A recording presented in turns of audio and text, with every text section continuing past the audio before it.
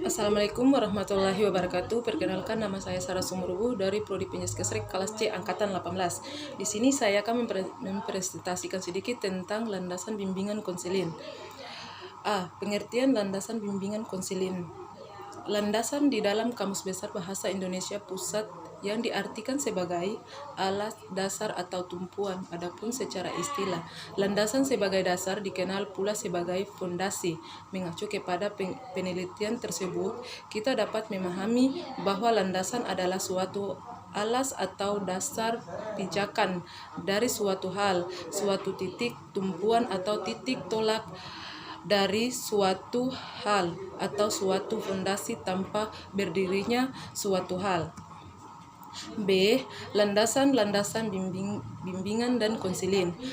Membicarakan tentang landasan dalam bimbingan dan konseling pada dasarnya tidak jauh berbeda dengan landasan-landasan yang biasa terapkan dalam pendidikan seperti landasan dalam mengembangkan kurikulum, landasan pendidikan non-formal atau landasan pendidikan secara umum. 1. Landasan religius. A. Manusia sebagai makhluk Allah. B. Sikap keberagamaan. C. Peranan agama. 2. Landasan fisiologis. Kata fisiologis atau filsafat berasal dari bahasa Yunani. Pilot berarti cinta dan spon berarti berjaksama atau filosofis berarti kecintaan terhadap kebijaksanaan. 3. Landasan historis. Secara umum, konsep bimbingan dan konseling setelah lama dikenal manusia melalui sejarah. Sejarah tentang perkembangan potensi individu dapat ditelusuri dari masyarakat Yunani kuno.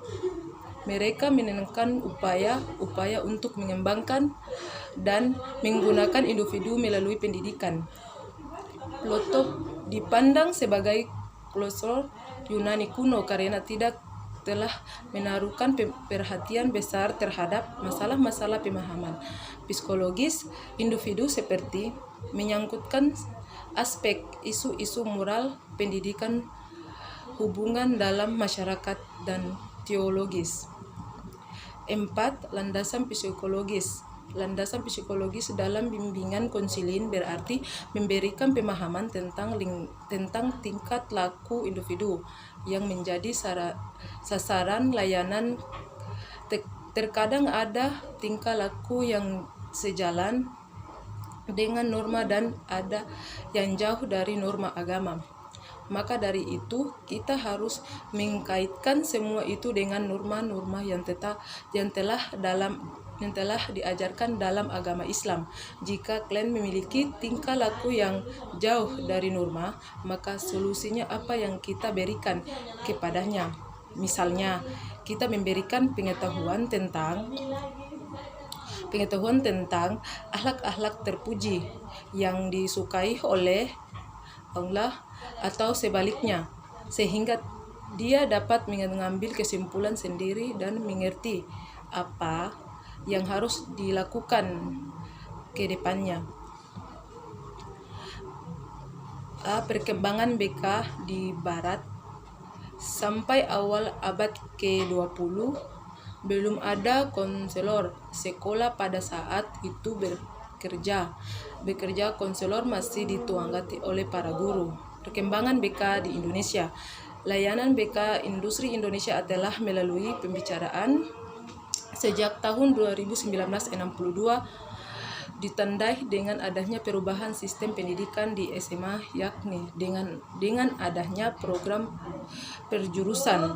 Program perjurusan merupakan respon akan kebutuhan untuk menyaruh siswa ke jurusan yang tetap bagi dirinya secara berorangan. 5. Landasan sosial budaya. Kebudayaan akan dibimbing timbul karena terdapat faktor yang menambah rumitnya keadaan masyarakat di mana individu itu hidup. Faktor-faktor tersebut seperti perubahan konstelasi keuangan, kebanggaan, pendidikan, dunia kerja, perkembangan komunikasi, dan lain-lain. 6. Landasan ilmiah dan teknologi. Pelayanan bimbingan dan konseling merupakan kegiatan informasional yang memiliki dasar-dasar keilmuan baik dan menyangkut teori-teori, pelaksanaan, kegiatan maupun perkembangan layanan untuk secara berkelanjutan. A. Keilmuan bimbingan dan konseling. Ilmu bimbingan dan konseling adalah berbagai pengetahuan tentang bimbingan dan konseling yang tersusun secara logis dan sistematik. B. Peranan ilmu lain dan teknologi dalam bimbingan dan konseling. Bimbingan dan konseling merupakan ilmuwan yang bersifat multireferensial, artinya ilmuwan dengan rujukan berbagai ilmu yang lain, misalnya ilmu sistematik yang dievaluasi memberikan pemahaman dan teknik-teknik pengukuran dan evaluasi sistematik. Individu biologis memberikan pemahaman tentang kehidupan kejasmanian individu, hal itu sangat penting bagi teori dan praktek bimbingan dan konseling. C. Perkembangan bimbingan dan konseling melalui penelitian. Perkembangan teori atau pendekatan bimbingan dan konseling boleh saja dapat dikembangkan melalui proses pemikiran penungguan, namun perkembangan yang lebih lengkap dalam teruji di dalamnya praktek adalah apabila pemikiran dua penungguan itu memperhatikan pula hasil-hasil penelitian di lapangan. 7. Landasan biodogasi. Pendidikan itu merupakan salah satu lambangan sosial universal, ada fungsi sebagai sarana produksi sosial. A. Pendidikan sebagai upaya pengembangan individu. Pendidikan adalah upaya manusia untuk memanusiakan manusia sebagai bagian manusia hanya akan dapat menjadi manusia sesuai dengan tentuan budaya hanya melalui pendidikan. B. Pendidikan sebagai inti proses bimbingan konseling. Bimbingan dan konseling mengembangkan proses belajar yang dijalani oleh kliennya. Bimbingan dan konseling adalah proses yang berorientasi pada belajar untuk memahami lebih jauh tentang diri sendiri, belajar untuk mengembangkan dan merupakan secara efektif sebagai pemahaman dalam kegembiraan keputusan, pemecahan masalah, tingkah laku, tindakan seperti sikap-sikap baru.